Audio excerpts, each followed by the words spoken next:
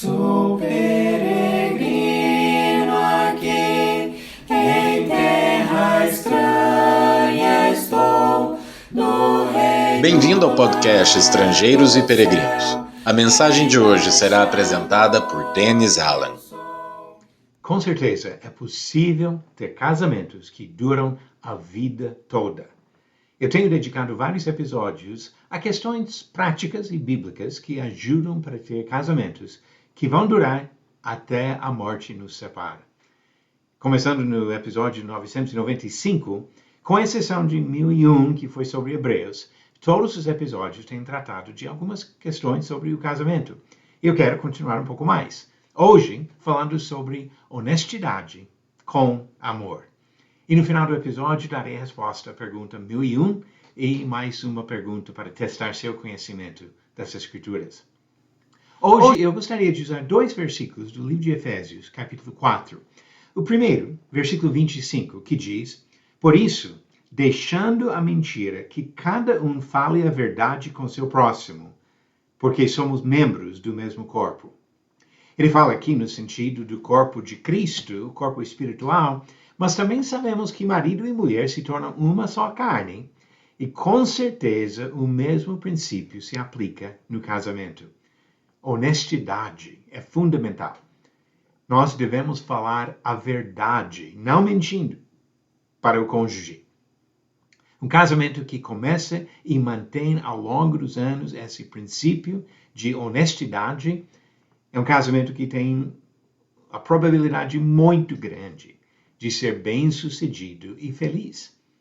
Porque quando nós abrimos o coração para falar a verdade e evitamos qualquer mentira, criamos um ambiente de confiança. Eu comentei no primeiro episódio dessa série que eu e a minha esposa acabamos de completar 46 anos de casamento. E agora vou falar a verdade para você. Eu não consigo identificar uma vez sequer, ao longo de todos esses anos, que ela mentiu para mim. É um princípio fundamental para o casamento. E assim eu confio plenamente nela e na palavra dela, porque ela não é mentirosa. Você precisa da mesma coisa no seu casamento. A confiança que seu cônjuge fala a verdade e precisa passar a mesma confiança para seu cônjuge. Porque a mentira estraga relacionamentos. Seja no contexto da igreja, no contexto da família e do casamento, é algo que destrói a base da confiança dos nossos relacionamentos. Mas tem pessoas que acham que honestidade significa crueldade. Na verdade, a maioria das pessoas falam sinceridade.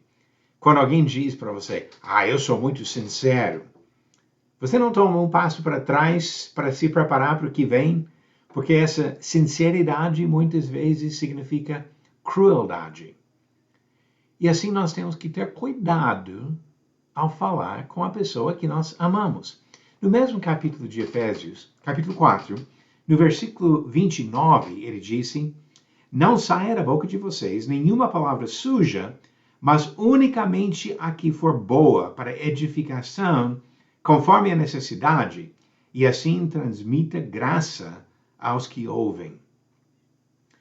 Ser honesto não significa que precisamos falar tudo que vem na cabeça, que temos que soltar qualquer palavra.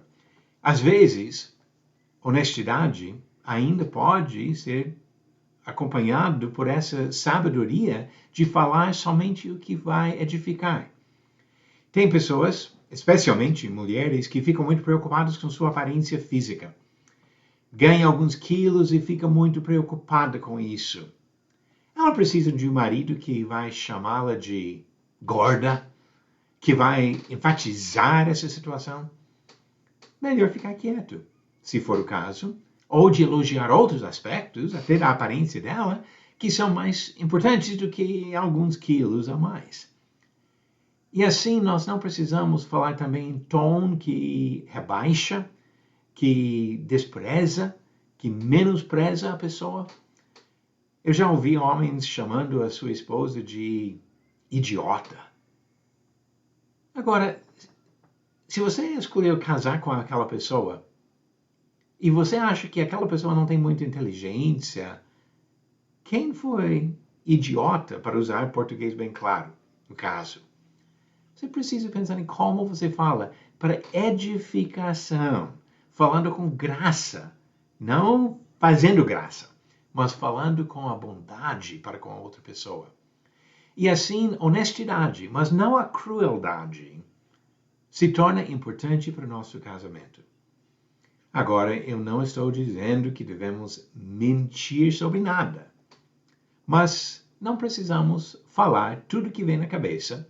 Devemos viver com filtros, como nós também usamos filtros com outras pessoas no dia a dia.